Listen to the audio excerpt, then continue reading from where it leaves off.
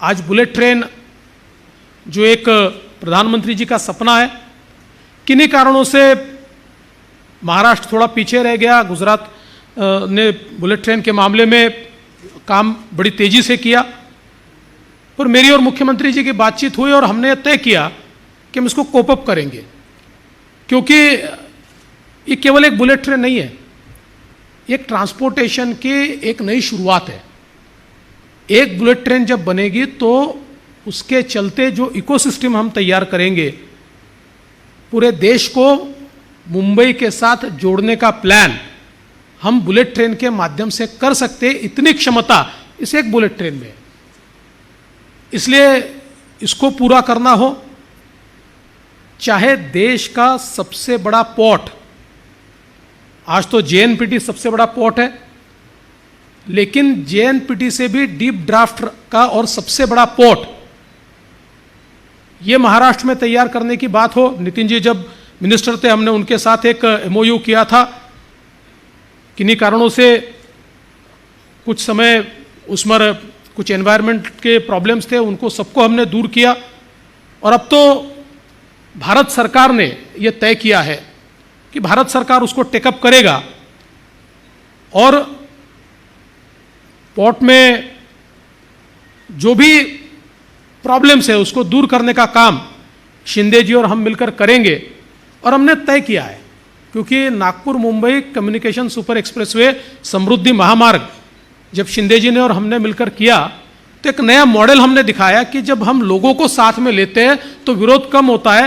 700 kilometre के road का 100% land acquisition 9 महीने में हमने पूरा किया, और आज रोड शुरू होने की कगार पर है। उसका एक फेज जल्दी हम लोग लोगों के लिए उसको ओपन करेंगे। तो हम ये चाहते हैं कि चाहे पोर्ट का डेवलपमेंट हो तो एक एक आदमी की बात को सुनकर उसको उसमें इंक्लूड करके, part of the growth story, ऐसा हर व्यक्ति को इंक्लूड करके हम उसको पूरा करेंगे। और मेरा विश्वास है कि ये पोर्ट जिस दिन हम लोग तैयार कर पाएंगे, उस दिन ये जो $1 ट्रिलियन इकोनॉमी का सपना है, ये सपना बहुत तेजी के साथ हम पूरा कर पाएंगे। आज हम लोग चाहते हैं कि ट्रांसपोर्टेशन के सेक्टर में पब्लिक ट्रांसपोर्ट महाराष्ट्र में हम कंप्लीट पब्लिक ट्रांसपोर्ट ये क्लीन फ्यूल पर ले जाए, और उसको एक हम लोग उसकी फेजेस भी तैयार कर रहे हैं।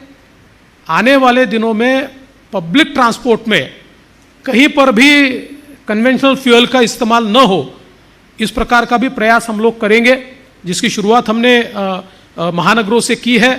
महानगरों में हम लोग ट्रांसपोर्टेशन सिस्टम को क्लीन सिस्टम में परिवर्तित कर रहे हैं और धीरे धीरे हमारी जो स्टेट ट्रांसपोर्ट है उसको भी हम लोग अल्टरनेट फ्यूल की ओर ले जाएंगे। तो मुझे लगता है कि इससे एक जो COP22 की बात की तो उसके जो हमारे जिन चीज़ों तक हमको पहुंचना है वो पहुंचने में मदद तो होगी, लेकिन उसके साथ साथ एक इंडस्ट्रियल ग्रोथ के लिए, एक मैन्युफैक्चरिंग के लिए एक नई इकोसिस्टम भी उससे तैयार होगी। और मैं CII को फिर एक बार इनवाइट करना चाहता हूं। आपके साथ मिलकर महाराष्ट्र ने बहुत काम किया है और आने वाले दिनों में चाहे वो EV हो या फिर जो ये सारे सेक्टर में जो अलग अलग इनोवेशन हो रहे हैं, इसमें महाराष्ट्र को लीडर बनाने के लिए, महाराष्ट्र लीडर तो है ही, पर उसको और आगे ले जाने के लिए हम क्या क्या कर सकते हैं, इसके लिए हम CII के साथ बैठकर जो भी पॉलिसी डेफिसिट्स है उसको दूर करेंगे। जो भी आप चाहते हैं, नई पॉलिसी चाहते हैं, पॉलिसी में चेंजेस चाहते हैं, वो सारे हम करेंगे। और आपके माध्यम से देश भर के और दुनिया के इन्वेस्टर्स को हम इनवाइट करना चाहते हैं कि इस क्षेत्र में महाराष्ट्र बहुत आगे बढ़ना चाहता है और उसके लिए जो भी सुविधाएं हैं वो महाराष्ट्र देना चाहता है। विशेष रूप से हमारी जो MIDC है वो MIDC हमारा वन स्टॉप शॉप है कि जहाँ पर हम लोग उसके माध्यम से जो भी इंसेंटिव्स है वो इंसेंटिव्स भी हम लोग बिल्कुल देना चाहेंगे। तो आप आइए, हमारे साथ मिलकर काम कीजिए। इस क्षेत्र में Maharashtra should be the first state कि जिसको हमने इस प्रकार से 100% पब्लिक ट्रांसपोर्ट को हम लोगों ने अचीव किया है।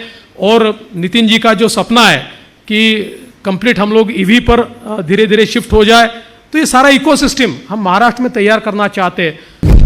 आप देख रहे हैं सक्षम न्यूज इंडिया, सबसे पहले सबसे तेज।